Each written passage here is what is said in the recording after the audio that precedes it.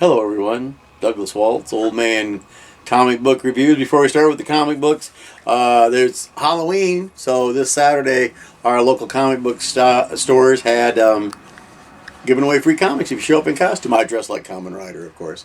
We got some cool ones. There's one called Cooking with Monsters, Feastiary. Let's see, written by Jordan L. Sakwa and art by Vivian Trong.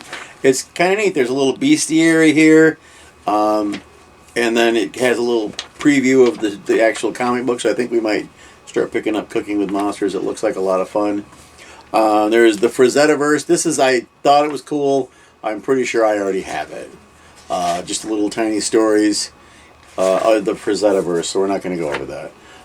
It was kind of interesting that Rocket Comics was giving away the Batman Spawn #1 variant cover, written by Todd McFarlane, pencils by Greg Capullo, inks by Todd McFarlane. It's Batman and Spawn again. They did that way back in the day, and so it's fun. Cover's cute. I don't know that I would buy the other ones, but whatever. So let's get to the books. First we have number 2, issue 2 of Dawn of DC's Power Girl. We have our writer is Leah Williams, penciler is Eduardo Pansica, inker is Julio Ferreira, and we had the bad guys last month that tried to steal all this tech and don't like Kryptonians, and then we find out that Power Girl in her human guise is a writer for the Daily Planet, and Lois Lane's in charge now. I don't know what happened to Perry White. I have a bad idea what probably happened to Perry White, but we won't discuss it because I don't read a lot of Superman books. So it's her getting ready to go to the Fortress of Solitude in Bermuda to find out about the Kryptonian infection that was mentioned in the first issue. This is a lot of fun. We get a nice little fight scene. Just, Power Girl. I never buy a Superman family book, but I do like Power Girl, so we'll go with that.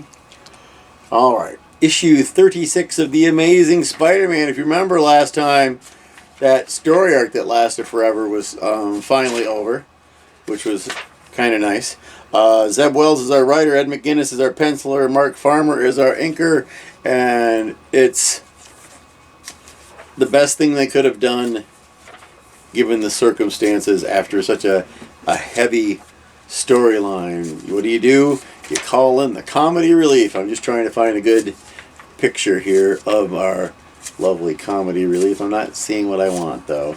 So, it's Rex Rap. Rec?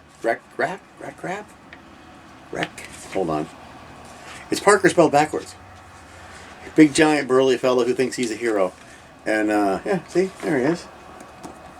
And that one, he is fighting the Grave Goblin. Because these are all Sinister Six from another dimension. They're from Limbo. There's even a Dr. Octopus, but he's looks more like a beholder to me. So they were supposed to let Wreck Rap go back to Limbo, and Spidey couldn't let it happen, so he kept him, and now he's got this big freaking goon with him. It's awesome. Awesome stuff. Good.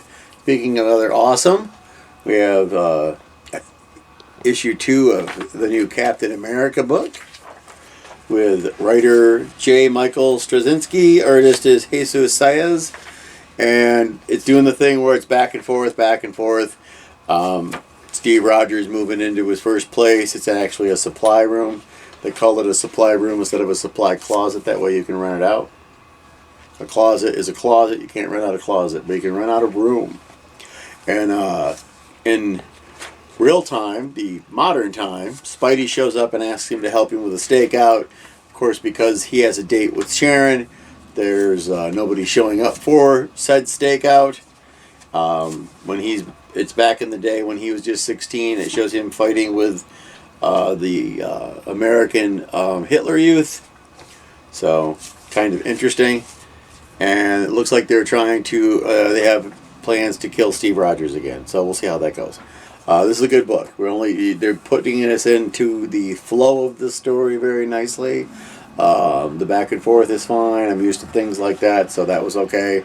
I've warmed to the artwork. I wasn't a big fan the first issue, but I think I warmed up to it. Next up, we have Hades, issue 3. Elliot Callan is our writer. Alessandro Rinaldi is our artist, and they are still trying to get to the Golden Fleece before Jason. And Minotaur is helping out, and Icarus is helping out. The little fellow whose girlfriend's down in hell and he has to play songs for her. I don't remember his name. And there's a magic medallion against the skeletons. There's a dragon. Apparently, Medusa's related to Hades in this particular form of mythology. I don't remember that, but sure, why not? So it's always fun. I love this Hades. Maybe it'll make them think that they need to make it into a TV show or a movie. I would watch that. Gargoyles, number 10. Greg Weisman is our writer. George Cambadeas is our illustrator. And we're talking with, we have a gargoyle named, what's her name? Katana? Like the sword.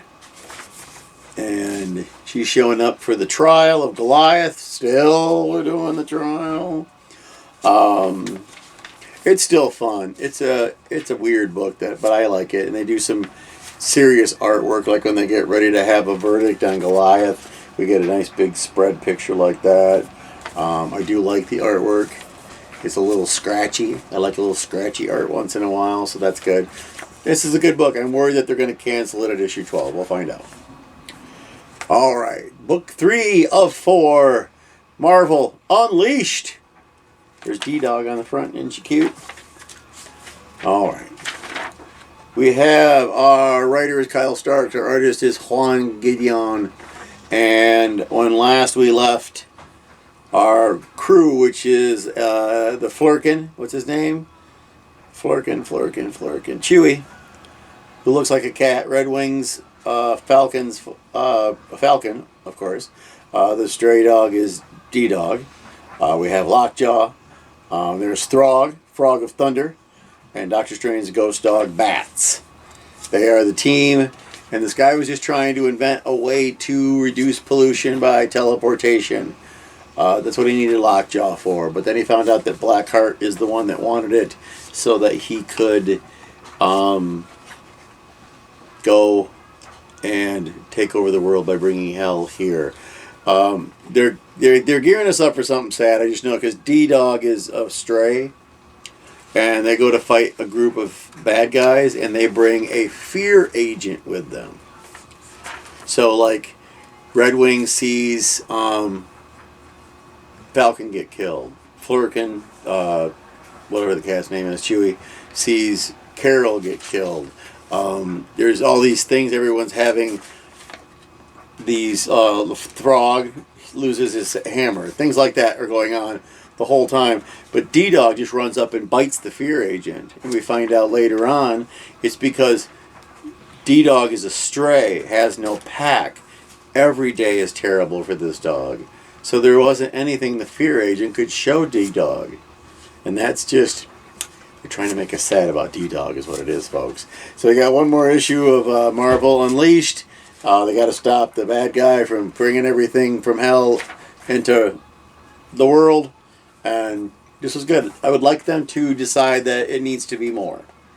I would like a second arc. I'd like a second book. I'd like them to say, we made up our minds to just continue it. Speaking of continuation, this is the last one, the last issue of The Unstoppable Doom Patrol. Once again, threatening to kill the Doom Patrol. Because they always do that. Dennis Culver is our writer. Chris Burnham is our artist. General Immortus has become the candle maker. So, not good. Because that was, what was her name? I don't remember her name. That's really, really awful. And I'll have to look for it. Anyway, so they're fighting the candle maker, Dorothy. And while they're fighting the Candlemaker, that would be just Robot Man and a couple of other people. So we got, the Brain and Monsieur Mala are fighting with the Doom Patrol. The other ones are fighting the Brotherhood of Evil.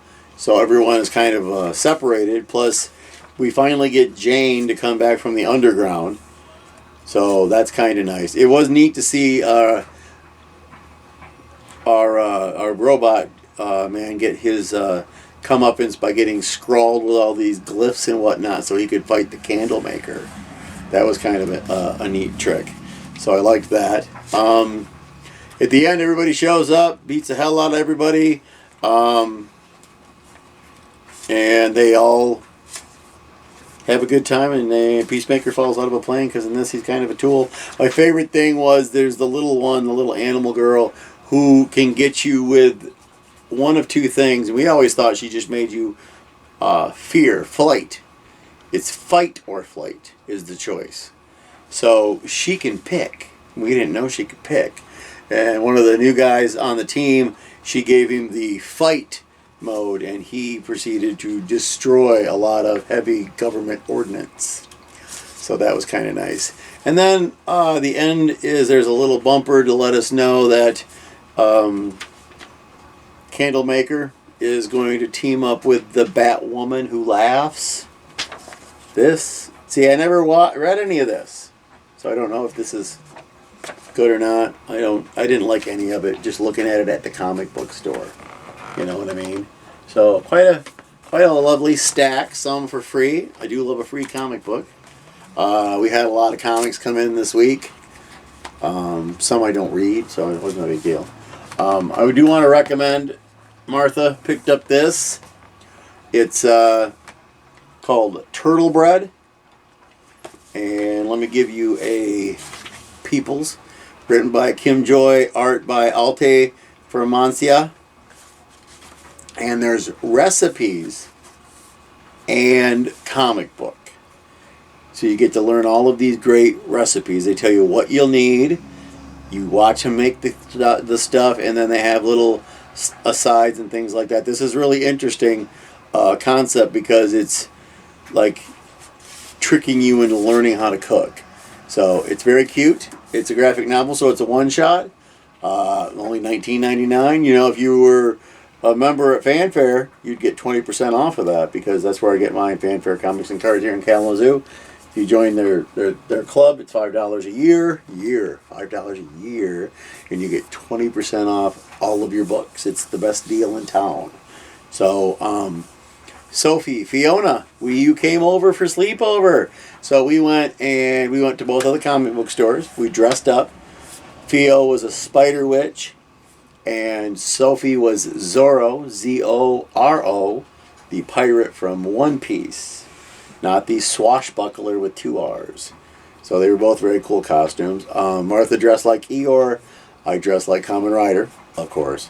And so we got some free comic books, got to see stuff. Then still in costume, we went and picked out pumpkins to carve. We carved pumpkin, so that was a good time. We made pizzas from scratch. Those turned out really good. We went to the haunted car wash here in town. That was sort of a bust. Not that it was bad. It was very good. Unfortunately, the ladies in the car and were driving through the car wash were terrified. So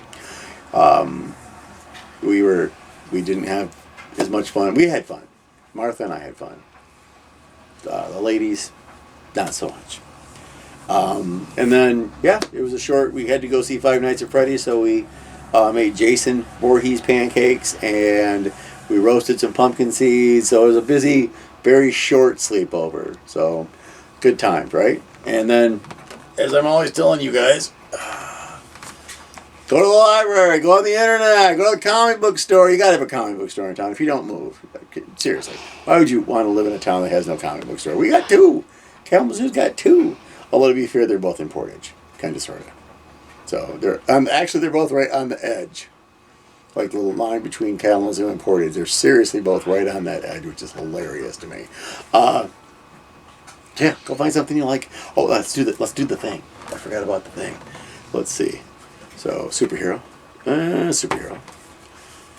Not superhero. Not superhero. Superhero. A superhero. Uh-oh, I think we're going to... And superhero. Because I'm not going to count the free books and the ones I don't read. Alright, so we got 2 non and 5 superheroes. So the superhero win by a very wide margin this week. That's not true every week. You know that if you watch the show on a regular basis. So, yeah. I'll see you next week. Go read a comic book.